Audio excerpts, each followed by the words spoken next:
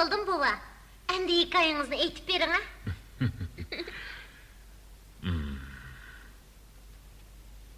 Burunqi zamonda boy bir savdogar bor ekan. U halol tijorat qilib erishgan boyligini kang tasha yeb ichibmi hech chalda tanmabdi. Shuning bilan o'z yurtidagi nurg'un g'ayr-qurbalarga xayri ihson qildi. Shundaqdimi uning boyligining tangdin to'lisi yana eshib qopti. Oxiri u haj qilib kelish uchun haramga beribdi. Lekin u butun haj faoliyatini tugatib, o'z yurtiga qarab yo'lga chiqadigan kunning g'arb kechisida tushida mundoq bir ovozni anglagandek bo'pti. Ey savdogar! Sen uyingdagilarni rozi qilmay ketsan. Shunga sening hajing qabul bo'lmadi.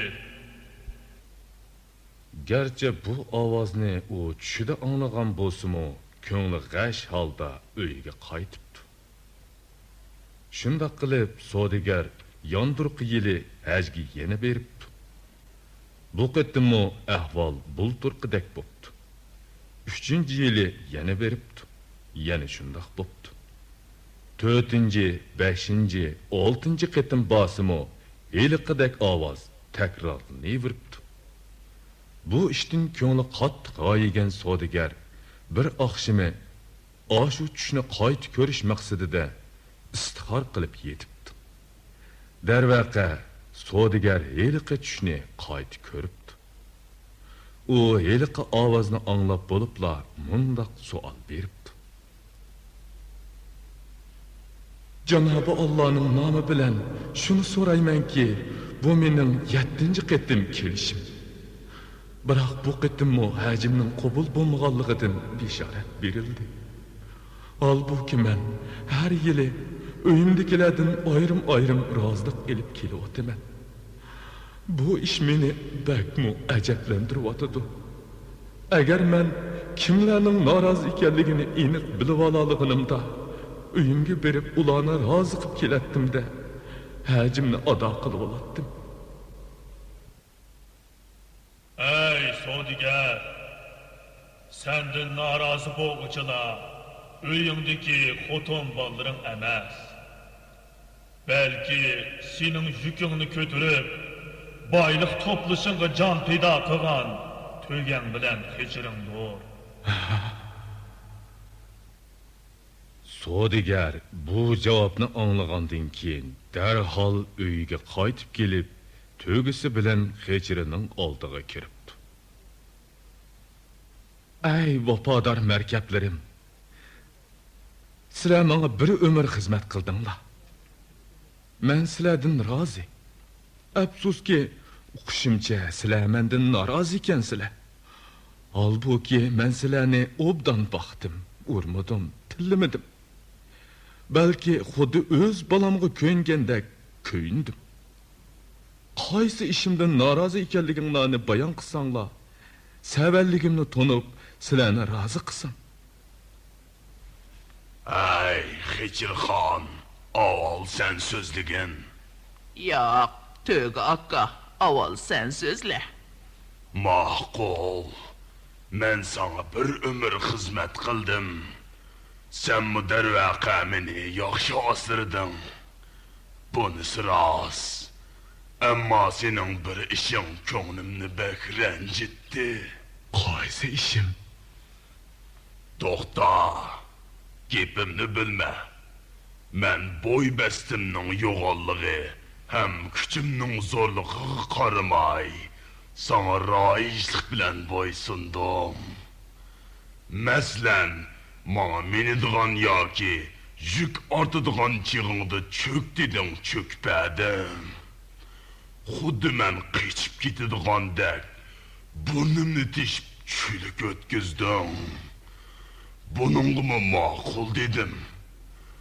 Shundoq bo'lgandan keyin menga yana chiplolmay royimga qo'yib bergan bo'lsang, sendan hargiz norozi bo'lmasdim. Ajba, men o'z yo'limni titib mangolmaydigandek Maňa o kodur işekni yolbaş çıkıp koydun ha.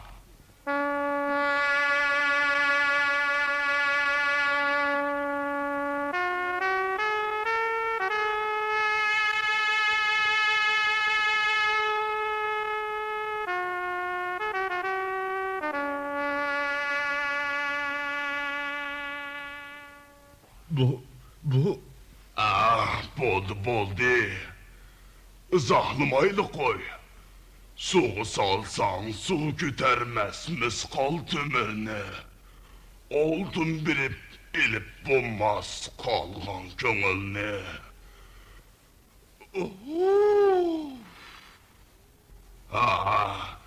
Keçir Han. Emdi sen işçini boştu al. Senin meni optan bakının ras. Bakının güçlük. Sana raurus işlepedim. Ama sana hemişe narazılığımı bildirip durdum. Meselen aldımga kesen çişledim. Akımga östem teptim. Bu zaten nimi üçü? Sen meni halal bilen haramның o'ttirisidan paydo qilding. Hozir meni atamның jamiyatimi arsig'i olmaydi. Anamның jamiyatimi arsig'i olmaydi. Manga nima kun bu? Türlüp qağnımga min pişayman. Sen o'ylab baqdingmi? Men nima uchun tug'madim? Evlatlarımı men tatkan azapını tatıp kalmasın dep tuğmudım. Bes. Keçir digen nam men bilenle yok kalsın. Sodigar tügüsü bilen Hechirining dard holini anglab hijolatdan yerga kirib ketgidek bo'lib ketibdi-da, lonjim demasdan chiqib ketibdi.